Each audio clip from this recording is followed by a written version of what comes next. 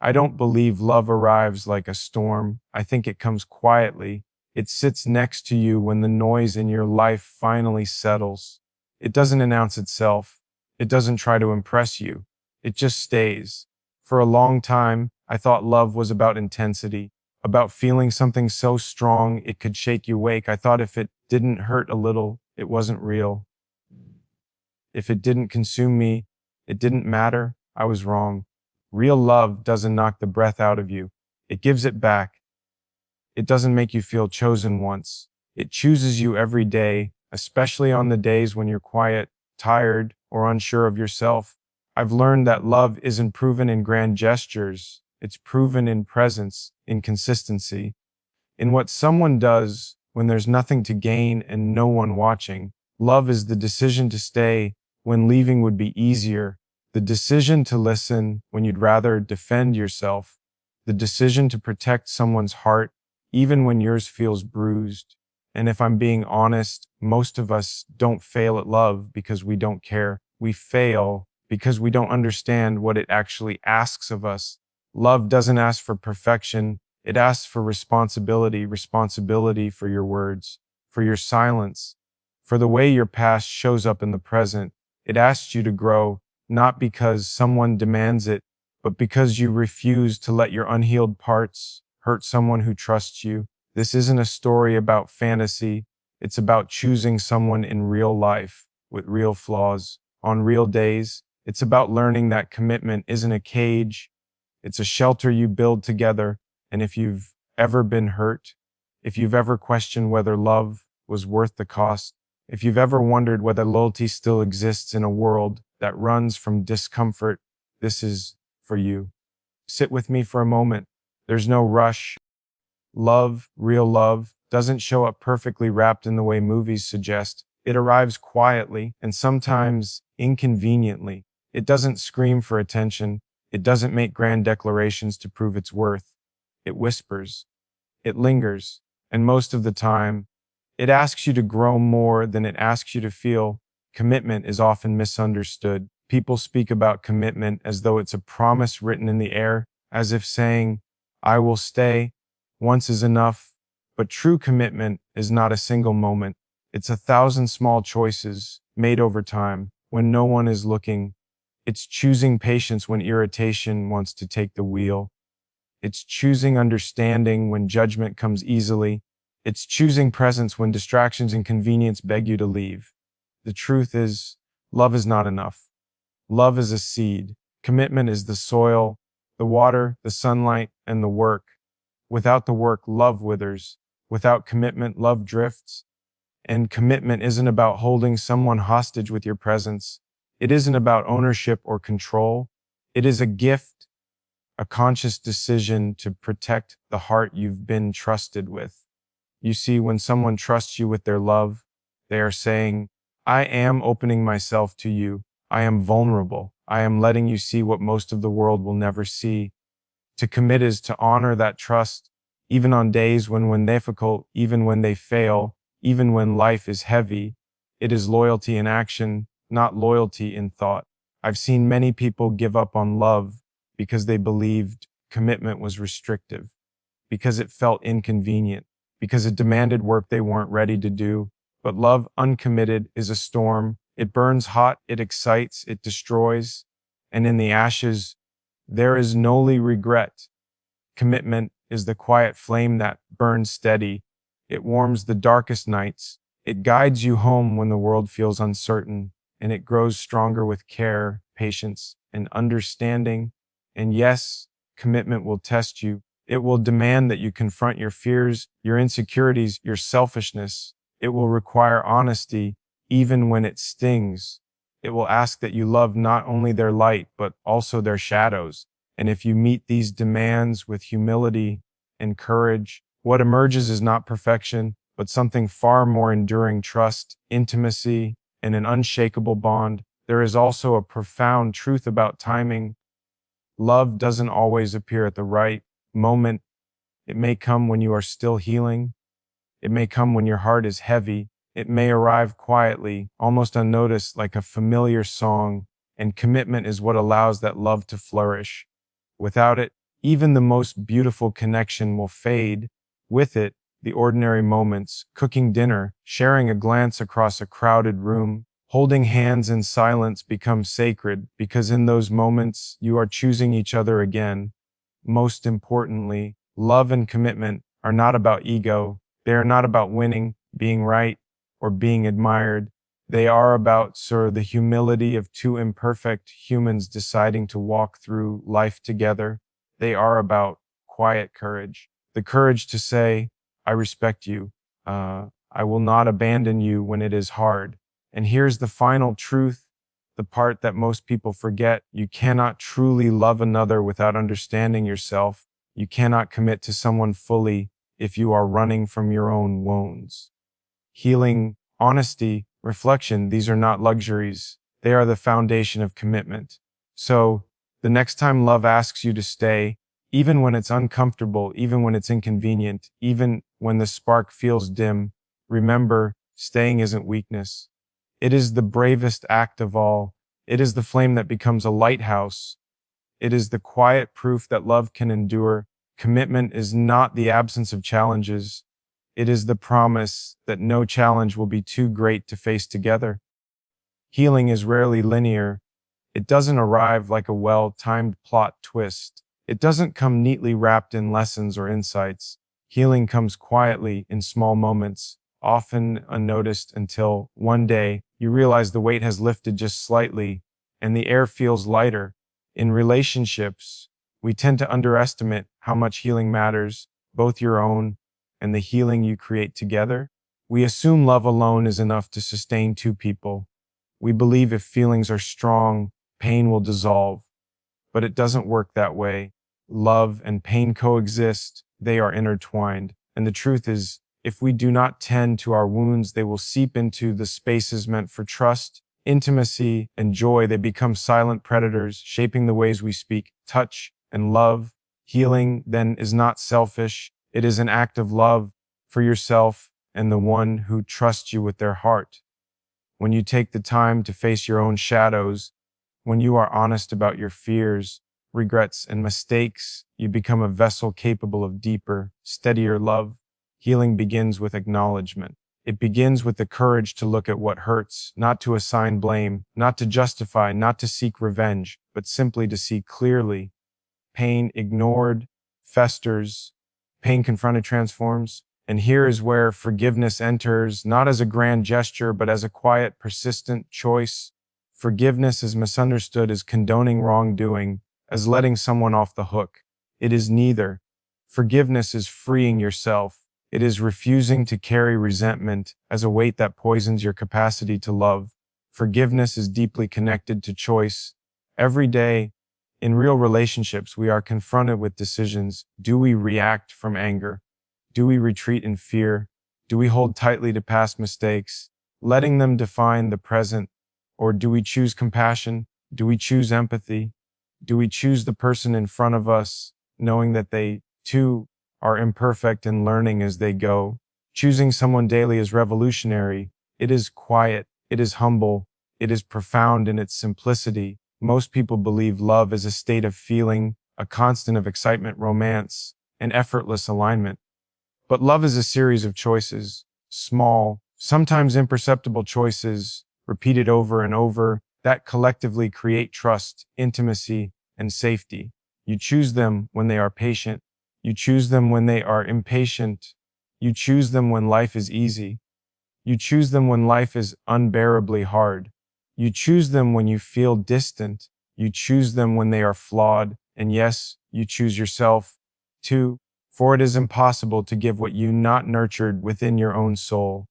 Healing, forgiveness, and choice form a triad that sustains love over time. Healing in action, healing in a relationship is more than just personal reflection. It manifests in how we engage with one another. It is the way you listen, fully present, without preparing your rebuttal. It is the way you hold space for silence when words fail. It is the patience you extend when old fears resurface. It is not rushing your partner to move past pain, but allowing them to process it at their own pace. Healing also demands vulnerability, and vulnerability is terrifying. To show your cracks, your fears, your moments of weakness is to risk rejection. But it is also the only path to profound intimacy. Without it, relationships remain superficial, exciting perhaps, but incapable of deep endurance. And here is the quiet irony: the more we dare to show our wounds, the more we invite healing into the shared space, the more we embrace our own scars, the more we teach our partners that love is safe, that it can withstand imperfection, and that growth is possible together. Healing is slow work, but it is sacred. It is the soil from which trust and love grow.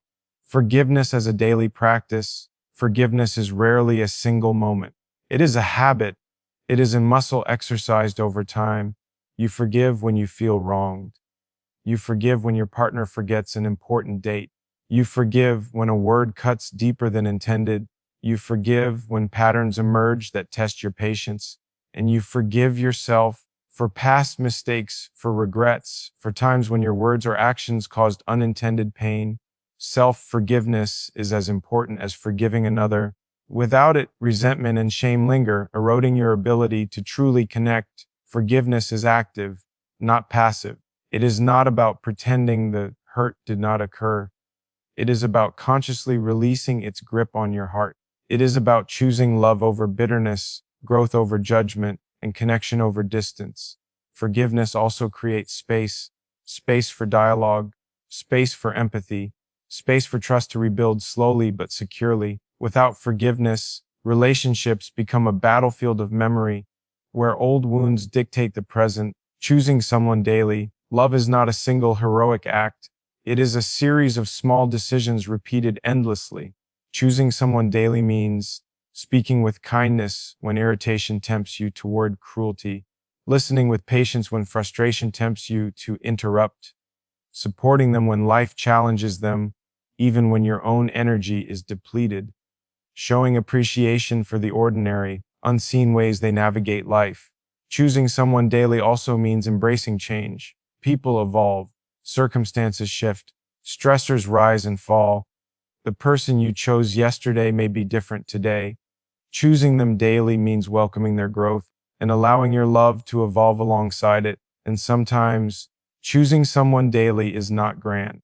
It is the silent commitment to stay present during mundane tasks. It is the acknowledgement of their humanity without judgment. It is saying, I am here, I see you, I am not leaving. This consistency builds intimacy. It builds resilience.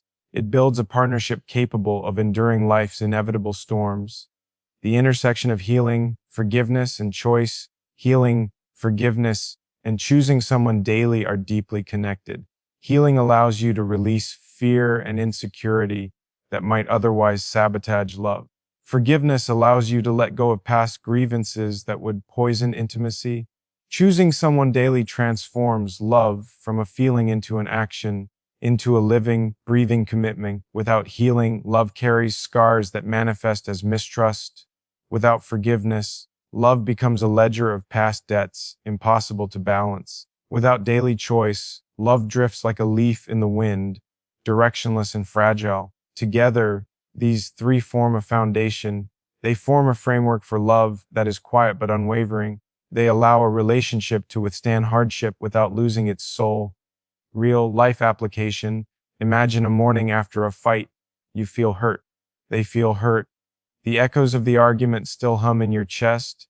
Healing asks you to pause and reflect. What is my pain teaching me? Forgiveness asks you to release, to retaliate. Can I let this go? Not because it's small, but because my love is bigger.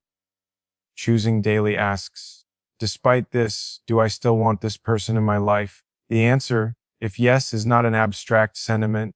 It is action, a gentle word, a thoughtful gesture, a hand held in silence. It is not perfection. It is commitment. It is love lived in real time, every day. The quiet power of consistency over time. These daily choices create a quiet, almost invisible power. Love becomes resilient. Arguments lose their destructive edge. Trust is rebuilt and fortified. Intimacy deepens. Pain transforms into understanding. And one day, you may look at each other and realize the person sitting across from you is not perfect.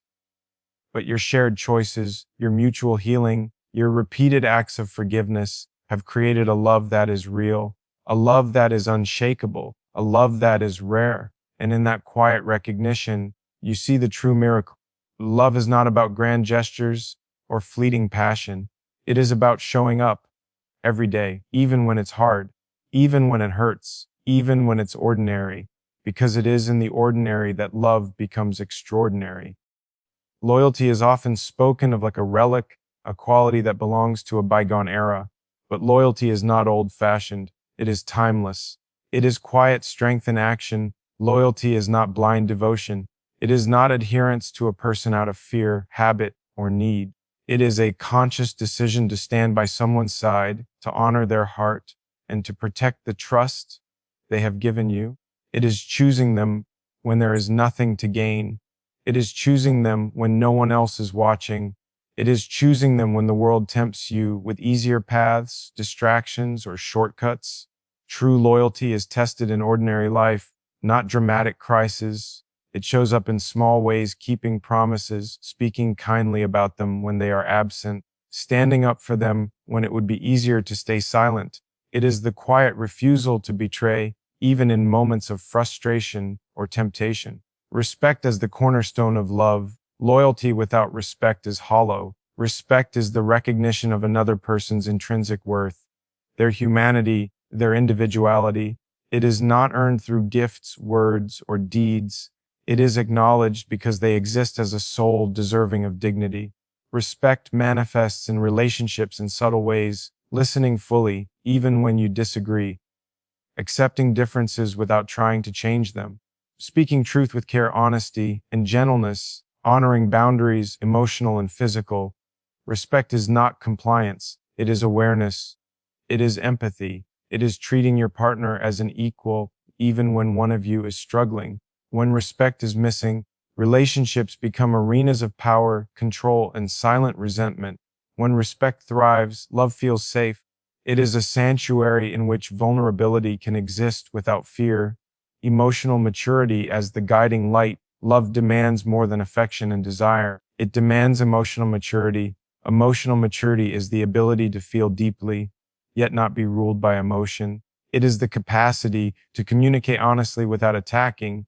It is the courage to face conflict without withdrawing or lashing out. It is self-awareness, knowing your triggers, your wounds, your biases, and taking responsibility for your reactions.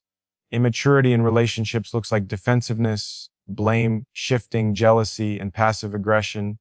Maturity looks like patience, reflection, and self-regulation. It is the difference between saying, "You hurt me," and saying, "I felt hurt when this happened, and I'd like us to understand it together." Emotional maturity allows love to be sustainable. It prevents small conflicts from becoming lasting fractures. It creates space for forgiveness, for growth, and for intimacy. It teaches us that love is not a fleeting feeling, but a commitment to integrity in thought, word, and action. The interconnection of loyalty, respect, and emotional maturity. Loyalty, respect, and emotional maturity are not separate pillars. They are intertwined. Loyalty without respect becomes control. Respect without emotional maturity becomes passive or distant. Emotional maturity without loyalty becomes detached. When all three coexist, love becomes unshakable. It becomes a steady current in the midst of life's storms. It becomes a partnership where both hearts are safe, seen, and valued. It becomes a love that is not fleeting or conditional, but enduring and transformative. Practical application in daily life. Loyalty in action, showing up consistently, even when life is chaotic, supporting your partner's dreams and struggles without judgment, protecting their heart as carefully as you would your own, respect in action, listening fully before responding, speaking gently even in disagreement, accepting differences without needing to dominate or persuade, emotional maturity in action, pausing before reacting when hurt, reflecting on your role in conflicts, communicating your needs without blaming or shaming. These are not heroic acts, they are ordinary choices, and yet, repeated over time, they create extraordinary results. They form a relationship that can weather hardship, celebrate joy, and endure the ordinary days that make up most of life. The long view of love. The world often teaches us to chase excitement, novelty, and instant gratification. It equates love with intensity, drama, and constant stimulation. But loyalty, respect, and emotional maturity ask for patience. They demand that you see the long view. They remind us that love is measured in years, not moments in consistency, not sparks in trust, not infatuation. Choosing to be loyal means honoring your partner's heart as you would your own. Choosing to be respectful means seeing them fully beyond convenience or expectation. Choosing to be emotionally mature means taking responsibility for your own growth while supporting theirs.